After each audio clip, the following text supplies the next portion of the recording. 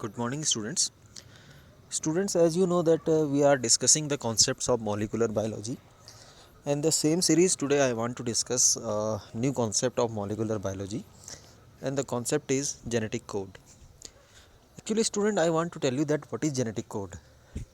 So we can say that actually genetic code is a relationship between the sequences of nucleotides on mRNA and the sequences of amino acids in polypeptide. So I want to explain this particular statement initially. Students, as we know that what is mRNA? mRNA is a polypeptide chain, polynucleotide chain, in which various nucleotides are attached together. And if you will find out that there will be a definite sequence of nitrogenous bases there, means suppose we are observing, suppose a sequence is AUG, CTA, GAG, ठीक है. Similarly, the sequence is going so on.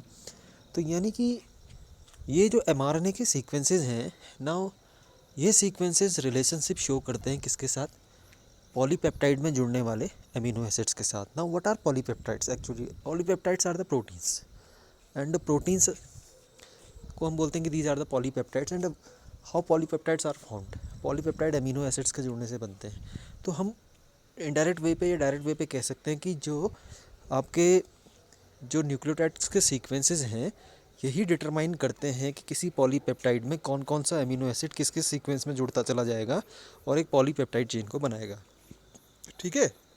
So in 1954 George Gamow, a physicist, propose that in order to code for all 20 amino acids, the code should be made up of 3 nucleotide और triplet code.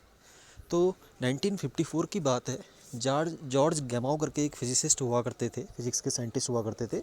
उन्होंने कहा कि जो known अभी तक 20 amino acids हमें known हैं, जो उन 20 के 20 अमीनो एसिड्स के लिए को कोड करने के लिए, ठीक है, 3 आपके जो न्यूक्लियोटाइड्स हैं या 3 नाइट्रोजीनियस बेसिस के जो सीक्वेंस हैं वो रिस्पॉन्सिबल हैं. How I am going to tell you that. ठीक है. For example 3 nitrogenous bases, for example A, U और जी है, तो ये किसी एक पर्टिकुलर अमीनो एसिड को कोड करेगा. सिमिलरली GAG जो है वो किसी एक पर्टिकुलर अमीनो एसिड को कोड करेगा. तो इन्होंने कहा, तो इनका मानना ये था कि 3 नाइट्रोजीनियस बेसिस का सीक्वेंस मिलकर के एक अमीनो एसिड को क्या करता है? कोड करता है. ठीक है. This can be explained as if one base codes for one amino acid, only 4 amino acids could be specified. अब ऐसा क्यों? इन्होंने इसके पीछे एक्सप्लेनेशन ये दिया, अगर एक नाइट्रोजीनियस बेस केवल एक अमीनो एसिड को कोड करता, तो सपोज ए आपका किसी मिथियोनाइन को कोड कर रहा है, आपका इसी तरह यू जो है आपका सेराइन को कोड कर रहा है फॉर एग्जांपल. ठीक है. तो यानी कि हम 4 तरह के नाइट्रोजीनियस बेसिस हो सकते हैं केवल. तो 4 तरह के नाइट्रोजीनियस बेसिस केवल 4 तरह के अमीनो एसिड्स के लिए कोड कर पाएंगे, जबकि अमीनो एसिड हैं कितने? 20. तो बाकी के 16 को कौन कोड करेगा? ठीक है. फिर उसके बाद सोचा कि क्या 2 अमीनो एसिड कोड कर सकते हैं, या सॉरी, क्या 2 नाइट्रोजीनियस बेसिस का सीक्वेंस कोड कर सकता है? नहीं कर सकता है, क्योंकि अगर 2 का कोड करेगा तो यानी टोटल कितने आपके नाइट्रोजीनियस बेस हैं? 4. तो 4 इंटू 4 कितना आएगा? 16. तब भी 4 आपके क्या रह जाएंगे? अमीनो एसिड रह जाएंगे. ठीक है. तो फिर लगाया गया तीसरी ट्रिक लगाई गई. नाउ अब क्या किया गया, अगर 3 नाइट्रोजीनियस बेसिस का सीक्वेंस एक अमीनो एसिड को कोड करता तो क्या पॉसिबिलिटी है? हाँ, बिल्कुल पॉसिबिलिटी. देखो 4 हमारे पास नाइट्रोजीनियस बेसिस हैं, तो 4 इंटू 4 करेंगे तो कितना आ जाएगा? 4 जा 16, 4 जा 64. तो यानी टोटल कितने अमीनो एसिड कोड हो जाएंगे यहाँ पर? 64. अब बात ये थी कि यार है तो 20 और हमारे पास आ जा रहे हैं 64 का नंबर आ जा रहा है, तो बिल्कुल 16 तो हो नहीं सकता, बट 64 तो ज़रूर हो सकता है. तो इसको बाद में 1960s में 3 डिफरेंट साइंटिस्ट थे, इन्होंने प्रूव करके दिया कि वाकई में जो है कि जो ट्रिपलेट है यानी कोडॉन्स का ट्रिपलेट है, वही क्या करता है? नाइट्रोजीनियस बेसिस को कोड करता है.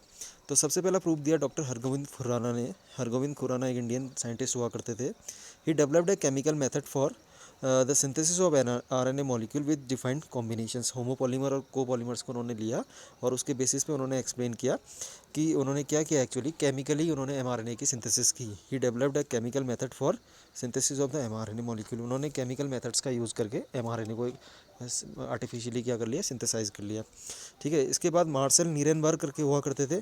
इन्होंने क्या किया? He put forward a cell free system for protein synthesis that help in the deciphering the code. तो इन्होंने क्या किया? इन्होंने सेल फ्री मीडियम में यानी सेल के बाहर, ठीक है, mRNA के कोड्स का यूज़ करते हुए प्रोटीन्स की सिंथेसिस कर ली. ठीक है. इसके बाद जो थर्ड जो रोल है वो किसका है? सिवेरो ओकेया, तो इन्होंने क्या किया, जो सीबीरो ओकोया था, इन्होंने क्या किया, he showed that the polynucleotide phosphorylase also helped in the polymerizing RNA with defined sequences in template independent manner। तो इन्होंने ये प्रूव किया कि इन्होंने एक एंजाइम लिया, इस एंजाइम का नाम था पॉलीन्यूक्लियोटाइड फॉस्फोराइलेज। तो इन्होंने कहा कि जो आरएनए का जब पॉलीमराइजेशन होता है, यानी आरएनए के जब न्यूक्लियोटाइड आपस में जुड़ते हैं, तो इसको जुड़ने के लिए एक तो डीएनए डिपेंडेंट आरएनए पॉलीमरेज है, इसके साथ साथ एक एंजाइम और है जिसका नाम है पॉलीन्यूक्लियोटाइड फॉस्फोराइलेज, ये भी हेल्प करता है। ठीक है, तो एक्चुअल में इन तीनों का कंट्रीब्यूशन रहा कि जिन्होंने एक्सप्लेन किया कि कैसे जेनेटिक कोड ट्रिपलेट की फॉर्म में एक्सप्लेन करते हैं, कैसे पॉलीपेप्टाइड चेन के फॉर्मेशन के लिए रिस्पॉन्सिबल होते हैं। Now actually what is genetic code here, if you will observe that particular figure on the basis of the above discoveries, ठीक है, you can find out that कि how the genetic codes are helping in the coding for the particular amino acids. तो आप देखेंगे यहाँ पर एक आपको स्क्वायर बना हुआ है, इस स्क्वायर में देखेंगे आपको चारों तरह के आपके नाइट्रोजीनियस बेसिस दिखेंगे। तो सपोज़ आप अगर वर्टिकली अगर आप इसको चेक करते हैं तो UCAG आपको दिख रहा है, सिमिलरली आपको हॉरिजेंटली भी UCAG नज़र आएगा। ठीक है, तो इससे क्या होता है आप देखिए, और इसी के साथ एक पर्टिकुलर बॉक्स में फिर ये चारों एक साथ लिखे होंगे UCAG। तो इसको कैसे पढ़ते हैं मैं आपको बताऊँ, पढ़ने का तरीका मैं आपको बताऊँगा। If you will observe here, you have to observe here, now how can we read it। ये U को देखिए, ये U को देखिए और इस वाले U को देखिए। ठीक है, तो फर्स्ट आ गया UUU, सिमिलरली सेकंड कंडीशन में आएगा UUC, थर्ड वाला आप देखेंगे UUA, फोर्थ वाला आप देखेंगे UUG। ठीक है, तो UUU, UUC, UUA और UUG, ये चार अलग अलग सीक्वेंसेस बन रहे हैं। तो जिसमें से UUU जो है वो फिनाइल एलानाइन को कोड करेगा। ठीक है, इसी तरह UUC भी उसी को कोड करेगा, UUA ल्यूसाइन को कोड करेगा और UUG आपको ल्यूसिन को कोड करेगा। सिमिलरली आप यहाँ देख लीजिए, अब यहाँ G है, ऊपर U है और यहाँ U है, GUU वेलाइन को कोड कर रहा है। नेक्स्ट आप देखेंगे GUC, ये किसको कोड कर रहा है, ये भी वेलाइन को। तो आप कोई भी उठा के देख लीजिए कैसे कोडिंग बनती है, आप यहाँ इजीली आप ऑब्जर्व कर सकते हैं। ठीक है, तो आप समझ गए होंगे कि कैसे जेनेटिक कोड्स का चार्ट तैयार किया जाता है। ठीक है, if you will feel any difficulty you can later on ask to me. ठीक है, this is I think this is enough for today, I am not going in detail. ठीक है, if you will feel any kind of difficulty you can ask later on questions to me. Thank you, bye bye.